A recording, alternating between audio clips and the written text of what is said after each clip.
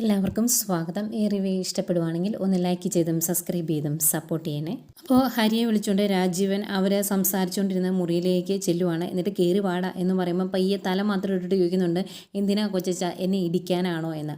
എന്നാൽ രാജീവൻ ചോദിക്കും, നിന്നെന്തിനാ ഇടിക്കുന്നത് എന്ന് ചോദിക്കുമ്പോൾ, അല്ല എൻ്റെ കയ്യിലിരിപ്പോൾ അത്ര ശരിയല്ലാത്തത് കൊണ്ട് ചോദിച്ചതാ എന്ന് പറയും. എന്നിട്ട് അകത്ത് കയറിയിട്ട് രണ്ടുപേരോടും ചോദിക്കുന്നുണ്ട്, എന്നതാ പറ്റിയത് നിങ്ങൾക്ക് രണ്ടുപേർക്കും? ഇങ്ങനെയൊന്നും അല്ലായിരുന്നല്ലോ, അലീനെ കിഡ്നാപ്പ് ചെയ്യും എന്നിട്ട് അവളെ ഏതെങ്കിലും പെൺവാണിഭക്കാർ വിൽക്കും, അങ്ങനെയൊക്കെ എന്തൊക്കെ പ്ലാനായിരുന്നു, അതെല്ലാം വേണ്ടാന്ന് വെച്ചോ? എന്നെ പറ്റി വലിച്ചു വന്ന് എല്ലാവരുടെയും പല്ല് വലിച്ചൂരിയെടുത്തോ എന്നൊക്കെ ഇങ്ങനെ ചോദിക്കുവാണ്. അന്നേരം അങ്ങോട്ടേക്ക് ഗംഗാധരൻ വരും. എന്നിട്ട് ഗംഗാധരൻ പറയുന്നുണ്ട്, അതെ അധികമുള്ള പല്ലൊക്കെ ഞാനങ്ങ് ഊരിയെടുത്തു എന്ന്. അന്നേരം രാജീവൻ പറയുന്നുണ്ട്, എടാ നിന്നെ ഞങ്ങൾ ഇങ്ങോട്ട് വിളിച്ചു വരുത്തിയത് നിന്നോട് കുറച്ച് കാര്യങ്ങൾ പറയാനാണ്, അത് നീ അങ്ങ് അനുസരിച്ചാൽ മതി എന്ന് പറയും. എന്നിട്ട് ഗംഗാധരനോട് പറയും. അന്നേരം ഗംഗാധരൻ പറയുന്നുണ്ട് ഹരിയോട്, ഇനി നമുക്ക് കടപ്പാട്ടൂരുകാരുമായിട്ട് യാതൊരു പ്രശ്നവുമില്ല, അവരുമായിട്ട് യാതൊരു വഴക്കുമില്ല. പ്രത്യേകിച്ച് അലീനെ നിങ്ങളാരും ശത്രുവായിട്ട് കരുതരുത്, ഇനി അങ്ങോട്ടും ഇങ്ങോട്ടും പ്രശ്നങ്ങളില്ലാതെ മുന്നോട്ട് പോകണം എന്നൊക്കെ പറയുമ്പോഴേക്കും ഹരിക്കത് ഇഷ്ടപ്പെടുന്നില്ലേ. ബെസ്റ്റ്, അങ്ങനെ കാണാനായിരുന്നെങ്കിൽ പിന്നെ എന്നാത്തിനാ ഈ കോലാഹലമൊക്കെ ഉണ്ടാക്കിയത്, വെറുതെ കുളം കലക്കുകയും ചെയ്തു എന്നിട്ട് മീനെയും പിടിച്ചില്ല എന്ന് പറഞ്ഞിട്ട് ഹരിക്ക് അങ്ങ് ദേഷ്യം വരുവാണേ. എന്നിട്ട് അവൻ പറയുന്നുണ്ട്, എന്നെയും വെറുതെ നാണം കെടുത്തി എന്നൊക്കെ. അന്നേരം രാജീവൻ പറയുന്നുണ്ട്, അതെ നിന്നോട് ഞങ്ങൾ ഒരു കാര്യം പറയാൻ വേണ്ടിയാണ് വിളിച്ചത്, അത് പറഞ്ഞു, അത് നീ അങ്ങ് അനുസരിച്ചാൽ മതി. ഞങ്ങൾ പല തീരുമാനങ്ങളും എടുക്കും, പല രീതിയിൽ ചിന്തിക്കും, അതൊന്നും നീ അറിയേണ്ട കാര്യമില്ല എന്ന് പറയുമ്പോഴേക്കും ദേഷ്യപ്പെട്ട് അവിടെ നിന്ന് ഇറങ്ങിപ്പോവാണ്. പോകുന്ന പോക്കിൽ ശിവനെ ഒന്ന് നോക്കി പേടിപ്പിക്കുന്നുണ്ട് കേട്ടോ. ഈ സമയം കമല താഴെ ആരോ ഫോൺ വിളിച്ചുകൊണ്ടിരിക്കുമായിരുന്നു. ഹോസ്പിറ്റലിൽ പോകാൻ വേണ്ടി ആരോ വിളിച്ച് ചോദിച്ചതാണ് വൈദ്യരുടെ അടുത്ത്. അപ്പം ചെന്നാൽ മതി കാണാം എന്നൊക്കെ പറഞ്ഞിട്ട് ഫോൺ വയ്ക്കുന്നു. അന്തേക്കും ഹരി അങ്ങോട്ട് വരും. എന്നിട്ട് കമലയോട് പറയുവാണ്, അമ്മ എല്ലാം കോംപ്രമൈസ് ആക്കി, ഇപ്പോൾ ഒരു പ്രശ്നവും ഇല്ല, ഇനി അലീനെ ശത്രുവായിട്ട് കാണരുത് എന്നൊക്കെ ഇവർ പറയുന്നത് എന്ന് പറയുമ്പോൾ, അങ്ങനെ പറഞ്ഞോ, എന്നാൽ പിന്നെ എന്തിനാ ഈ പ്രശ്നങ്ങളെല്ലാം ഉണ്ടാക്കിയത്, വെറുതെ മനുഷ്യനെ നാണം കെടുത്താൻ വേണ്ടിയാണോ എന്ന് കമലയും ചോദിക്കും.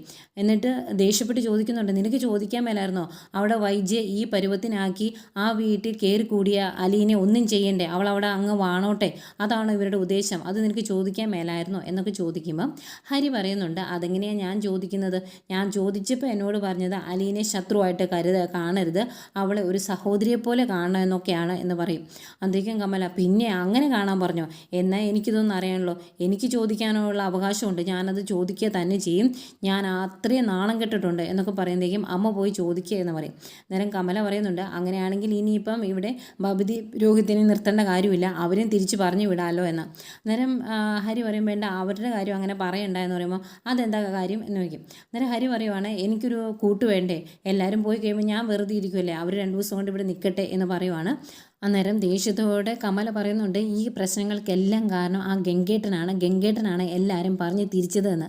എന്നിട്ട് പറയുന്നുണ്ട്, ആ ബബിത അവളുടെ കയ്യിൽ 24 മണിക്കൂർ ഫോണാണ്, അതെനിക്ക് തീരെ അങ്ങ് ഇഷ്ടപ്പെടുന്നില്ല എന്ന്. അന്നേരം ഹരി ചോദിക്കും, രഞ്ജുവിൻ്റെ കയ്യിലും അങ്ങനെ തന്നെയാലോ, പിന്നെ എന്താ അമ്മയ്ക്ക് പ്രശ്നം എന്ന് ചോദിക്കുവാണ്. എന്നിട്ട് പറയും, അമ്മ ഇപ്പോൾ അതൊന്നും നോക്കാതെ അച്ഛനോട് പോയി ചോദിക്കാൻ നോക്കുക എന്ന് പറയും. ഞാൻ ചോദിച്ചിട്ടേ ഉള്ളൂ എന്ന് പറഞ്ഞിട്ട് അവിടുന്ന് തുള്ളിച്ചാടി കയറി പോരുന്നുണ്ട് കമല അങ്ങോട്ട് കയറി ചെല്ലുമ്പം ഗംഗാധർ റൂമിൽ നിന്ന് പുറത്തേക്ക് ഇറങ്ങി പോകാൻ തുടങ്ങുമായിരുന്നു. കമല വരുന്നത് അത്ര ശരിയല്ല എന്ന് തോന്നിയതുകൊണ്ട് ഗംഗാധരൻ അവിടെ തന്നെ നിൽക്കും. ഗംഗാധരനെ ഒന്ന് നോക്കിയിട്ട് നേരെ റൂമിലേക്ക് കയറി ചെല്ലും. അന്നേരം അവരവിടെ ഭയങ്കര ചർച്ചയിലാട്ടോ, രാജീവനും ശിവനും, ഇനി നമ്മൾ അങ്ങനെയാണ് ചെയ്യേണ്ടത് എന്നൊക്കെ ഇങ്ങനെ പറഞ്ഞുകൊണ്ടിരിക്കുമ്പോഴാണ് അങ്ങോട്ടേക്ക് കമല കയറി ചെല്ലുന്നത്. എന്നിട്ട് ചോദിക്കും, എന്നതാ നിങ്ങൾക്കൊക്കെ പറ്റിയത്, എനിക്ക് മനസ്സിലായില്ല, നിങ്ങൾ ബാലചന്ദ്രനുമായിട്ട് സന്ധി ചെയ്തു എന്നും അവൻ്റെ മുമ്പിൽ തോറ്റു തുന്നം പാടിയെന്നും ഒക്കെ ഹരി വന്ന് പറഞ്ഞു, അതിൻ്റെ ഒക്കെ ആവശ്യം എന്തായിരുന്നു എന്ന് ചോദിക്കുമ്പം രാജീവൻ ചോദിക്കും, അവൻ അങ്ങനെ അവിടെ വന്ന് പറഞ്ഞു എന്ന്. പറഞ്ഞു എന്ന് പറയുമ്പം, ഞങ്ങൾ അങ്ങനെയല്ലോ അവനോട് പറഞ്ഞത് എന്ന് പറയും. അന്തേക്കും അങ്ങ് ദേഷ്യം വരുവാണ് കമലയ്ക്ക്.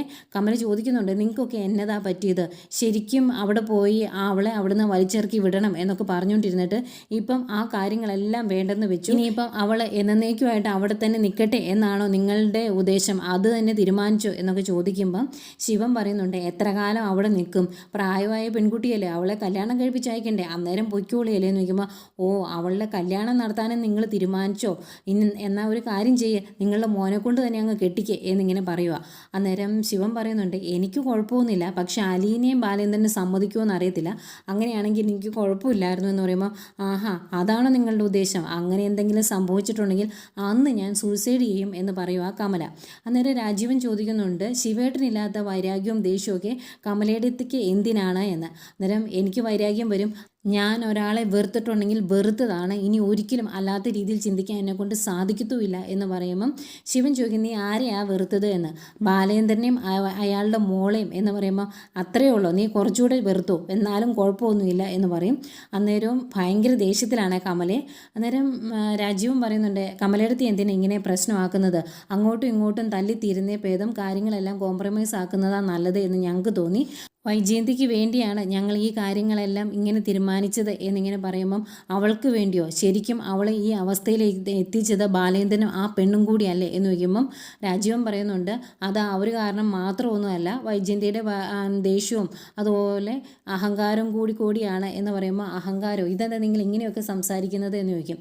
അന്നേരം ശിവൻ പറയുന്നുണ്ട്, പിന്നെ അല്ലാണ്ട് അവൾക്ക് ആ രാത്രിയിൽ അവിടുന്ന് ആ കാർ എടുത്തുകൊണ്ട് ഇറങ്ങേണ്ട എന്തെങ്കിലും ആവശ്യം ഉണ്ടായിരുന്നോ, അതിൻ്റെ എന്താ ആ കാര്യമായിരുന്നു അവൾക്ക് ഉള്ളത് എന്നൊക്കെ ചോദിക്കുമ്പം കമല പറയുന്നുണ്ട്, ആ രീതിയിലുള്ള വർത്തമാനമല്ലേ ബാലേന്ദ്രൻ അവളോട് പറഞ്ഞത്, അപ്പോൾ പിന്നെ അവളെങ്ങനെ അവിടെ നിൽക്കുന്നത് എന്ന് ചോദിക്കും.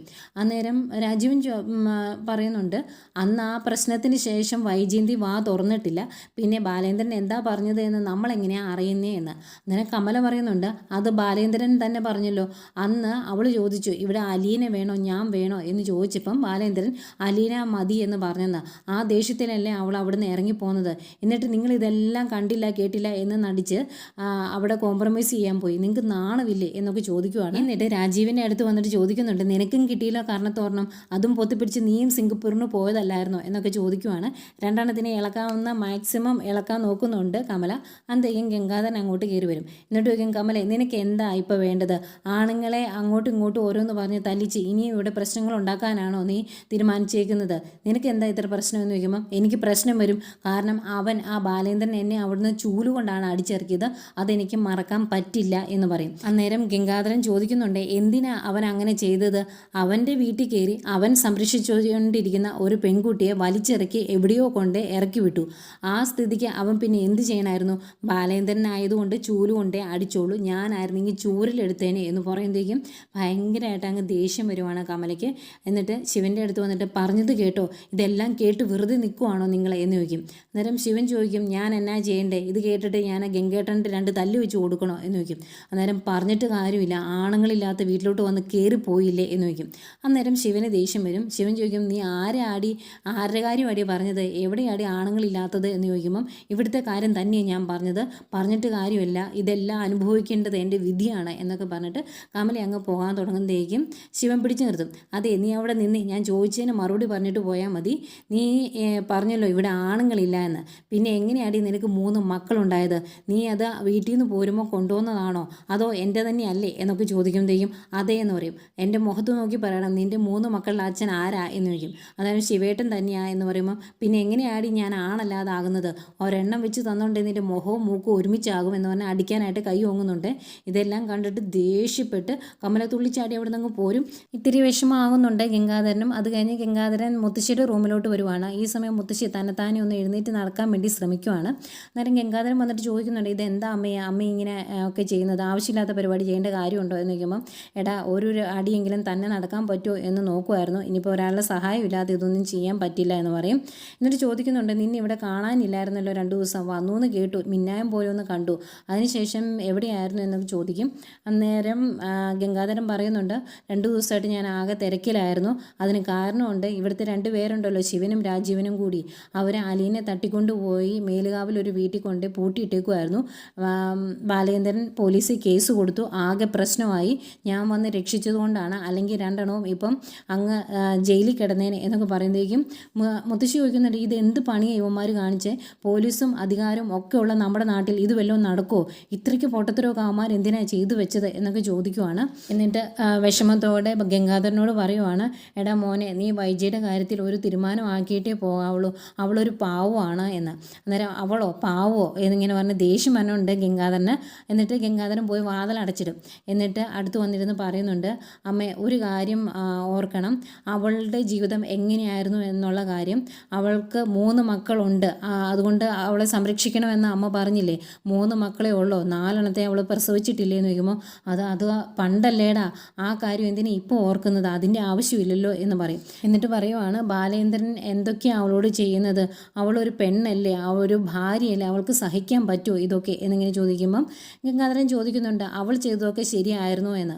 അന്നേരം മുത്തശ്ശി പറയുവാണ് അത് ബാലേന്ദ്രൻ അറിയത്തില്ലല്ലോ എന്ന്. അന്നേരം ഗംഗാധരൻ ചോദിക്കും ബാലേന്ദ്രൻ എല്ലാം തുറന്നു പറഞ്ഞു, വൈജയന്തി അതെല്ലാം ഒളിപ്പിച്ചു വെച്ചു, അതാണോ ഇപ്പോൾ ഇവിടുത്തെ ഏറ്റവും വലിയ പ്രശ്നം എന്ന് ചോദിക്കുമ്പം എടാ ആ കാര്യങ്ങളൊന്നും ബാലേന്ദ്രൻ അറിയത്തില്ല, ആ കാര്യമൊക്കെ വൈജയന്തി മറന്നേ പോയി. അത് കഴിഞ്ഞ് ഇപ്പം ഒരു സുപ്രഭാതത്തിൽ ബാലേന്ദ്രൻ വേറൊരു പെൺകുട്ടിയെ കൊണ്ടുവന്നിട്ട്, അതും വേറൊരു സ്ത്രീയിലുണ്ടായ ഒരു പെൺകുട്ടിയെ കൊണ്ടുവന്നിട്ട് ഇതെൻ്റെ മകളാണ്, ഇനി തൊട്ട് ഇവൾ ഈ വീട്ടിൽ കാണുമെന്ന് പറഞ്ഞിട്ടുണ്ടെങ്കിൽ ഏതെങ്കിലും ഭാര്യമാർ സഹിക്കുമോ? അങ്ങനെ സഹിക്കാൻ പറ്റുമോ? പറ്റത്തില്ല, അതാണ് അവളുടെ വിഷമം എന്നൊക്കെ പറയുമ്പം ഗംഗാധരൻ ചോദിക്കുന്നുണ്ട് അമ്മ വേറൊരു രീതിയിൽ ഇതിനെ ഒന്ന് ചിന്തിച്ചു നോക്കിക്കേ. ഈ വൈജയന്തിക്കുണ്ടായ പെൺകുട്ടിയില്ലേ, ആ പെൺകുട്ടി മരിക്കാതെ അവൾ ഒരു ദിവസം സുപ്രഭാതത്തിൽ തിരിച്ചു വന്നിട്ട് പറയുവാണ് ഈ നിൽക്കുന്ന വൈജയന്തിയാണ് എൻ്റെ അമ്മ എന്ന്. അങ്ങനെ ഒരു സംഭവം നടന്നിട്ടുണ്ടെങ്കിൽ വൈജയന്തി ഇപ്പം കാണിച്ച ഈ കോലാഹലങ്ങൾ മൊത്തം വെറുതെ ആകില്ലേ എന്ന് ചോദിക്കുമ്പം അതെ, അങ്ങനെ ഒന്നും നീ ചിന്തിക്കേണ്ട കാര്യമില്ല, അതൊക്കെ കഴിഞ്ഞു പോയതല്ലേ, അങ്ങനെ കഴിഞ്ഞു പോയ കാര്യത്തെപ്പറ്റി എന്തിനാ ചിന്തിക്കുന്നത് എന്ന് ചോദിക്കുമ്പം ചോദിക്കും. എന്നിട്ട് അതിന് കൂടെ പറയുന്നുണ്ട് ആ കുട്ടി മരിച്ചും പോയല്ലോ, അതുകൊണ്ട് ഇനി തിരിച്ചു വരില്ലല്ലോ എന്ന്. അന്നേരം ഗംഗാധരൻ പറയുന്നുണ്ട് അമ്മ എന്താ ഉദ്ദേശിച്ചത്, ആ കുട്ടി മരിച്ചു പോയെന്നോ? എന്നാൽ ആ കുട്ടി മരിച്ചു പോയിട്ടില്ല, ജീവിച്ചിരിപ്പുണ്ട് എന്ന് പറയുമ്പം ഗംഗാധര നീ ആവശ്യമില്ലാത്ത പറയരുത് എന്ന് പറഞ്ഞാൽ മുത്തശ്ശിക്ക് ആകെ പേടിയും ഒരു വിറയൊക്കെ പോലെ അങ്ങ് വരുവാണേ, ടെൻഷൻ കാരണം. അന്നേരം ഗംഗാധരൻ പറയുന്നുണ്ട് ഇതിനൊരു മറുവശം കൂടിയുണ്ട്. വൈജയന്തി ഇതിനു മുമ്പ് വിവാഹത്തിന് മുമ്പ് വേറൊരാളുടെ കൂടെ താമസിച്ച കാര്യവും അയാളെ സ്നേഹിച്ച കാര്യവും അതിൽ ഒരു കുഞ്ഞുണ്ടായ കാര്യവും എല്ലാം ഒരാൾ കൂടി അറിഞ്ഞു വെച്ചിട്ടുണ്ട്, അതുകൂടി അമ്മ അറിയുന്നത് നല്ലതാണ് എന്ന് പറഞ്ഞിട്ട് പറയുവാണ് ഈ കാര്യങ്ങളെല്ലാം ബാലേന്ദ്രൻ അറിയാമെന്ന്. എന്നിട്ട് പറയുന്നുണ്ട് അങ്ങനെ ബാലേന്ദ്രൻ അതെല്ലാം അറിഞ്ഞതിന് ശേഷമാണ് വൈജയന്തിയോടുള്ള അവൻ്റെ പെരുമാറ്റ രീതി മാറിയത്, അതറിഞ്ഞപ്പോഴാണ് അവന് ഹാർട്ട് അറ്റാക്ക് ഉണ്ടായത് എന്നൊക്കെ പറയുമ്പോഴേക്കും ഇങ്ങനെ ഞെട്ടിധരിച്ച് നിൽക്കുന്ന മുത്തശ്ശിയെ കാണിച്ചുകൊണ്ടാണ് ഇന്നത്തെ എപ്പിസോഡ് അവസാനിക്കുന്നത്. അത് കഴിഞ്ഞ് നാളത്തെ പ്രൊമോ കാണിക്കുന്നുണ്ട്. പ്രൊമോയിൽ ഇങ്ങനെ ഒരു കോംപ്രമൈസ് നടന്നത് ആകെ ഇഷ്ടപ്പെടാതെ ഇരിക്കുവാണ് ഹരിയും രോഹിത്തും ഒക്കെ. അവരാകെ കൺഫ്യൂഷനിൽ ഇരുന്ന് ചർച്ച ചെയ്യുന്നു ഇനി എന്ത് വേണം എന്നുള്ളതിനെ കുറിച്ച്. അങ്ങനെ അതൊക്കെ കാണിക്കുന്നുണ്ട്. അതുപോലെ രേവതിക്കുട്ടി ടോണിയുടെ അടുത്ത് പോയി, രേവതിക്കുട്ടിയും മാമച്ചാനോട് ടോണിയുടെ അടുത്ത് പോയി ആ കുഞ്ഞിനെ പറ്റി സംസാരിക്കുന്നുണ്ട്, ഷെറിൻ്റെ കുഞ്ഞിനെ പറ്റി. അത് ഏത് ഓർഫനേജിലാണ് എന്നറിയാവോ എന്നൊക്കെ ചോദിക്കുമ്പോൾ ടോണി പറയുന്നുണ്ട് ഞങ്ങളുടെ വിവാഹശേഷം ആ കുട്ടിയെ അവിടെ ഉണ്ടായിരുന്ന ആ ഓർഫനേജിൽ നിന്ന് അവർ മാറ്റിയെന്ന്. അന്നേരം രേവതിക്കുട്ടി ചോദിക്കും അത് എവിടെയാണ് എന്ന് അറിയാവോ എന്ന്. അന്നേരം ടോണി ചോദിക്കും എന്തിനാ എടുത്തുകൊണ്ട് പോയി വളർത്താനാണോ എന്നൊക്കെ ചോദിക്കുന്നുണ്ട്. അന്നേരം ഇങ്ങനെ ആകെ വിഷമിച്ച് നിൽക്കുന്ന രേവതിക്കുട്ടിയും കാണിക്കുന്നുണ്ട്. ഇതൊക്കെയായിരുന്നു ഇന്നത്തെ എപ്പിസോഡ്.